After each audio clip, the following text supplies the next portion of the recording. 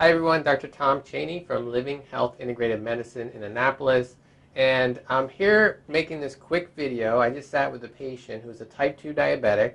And one of her questions for me, which I think maybe many of you out there have the same question, is this product good for me? So she has this product, which is it's a commercial shake product. You can find it probably on most of the stores of the commercial grocery stores. The pharmacies as well. And so just looking at the front, they're touting it only has 180 calories.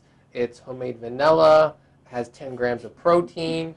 So, so her question was, is this good for my type 2 diabetes? So let's analyze, and we're going to go through, and I'm going to read through the ingredients, and then you can tell me what you think.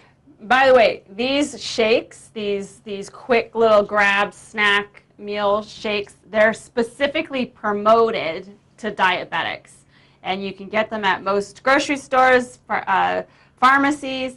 A lot of them are made by drug companies. You can buy them in bulk conveniently at some of the big bulk stores.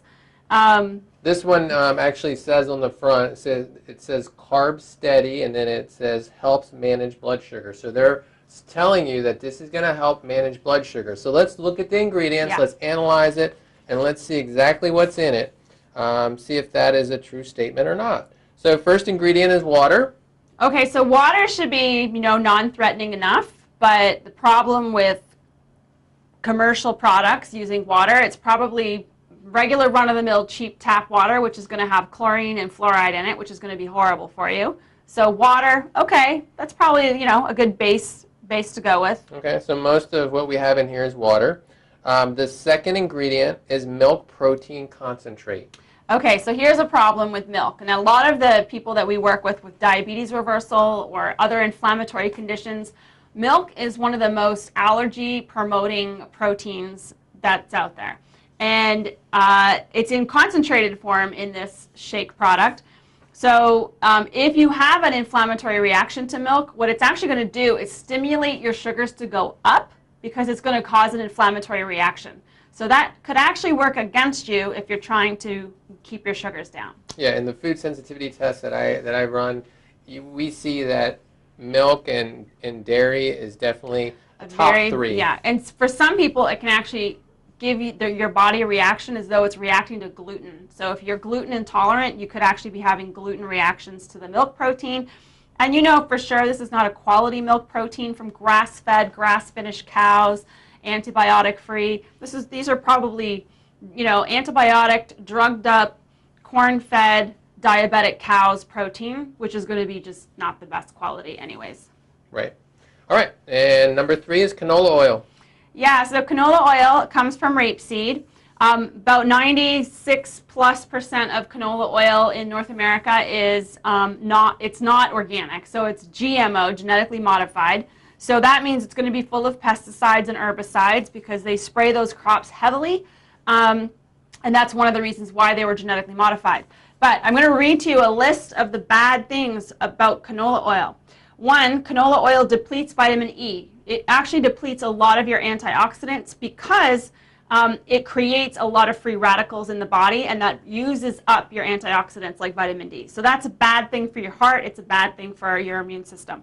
It increases the rigidity of your membranes. So your blood vessels get hardened by canola oil. So it hardens the arteries. So that's a ding against it.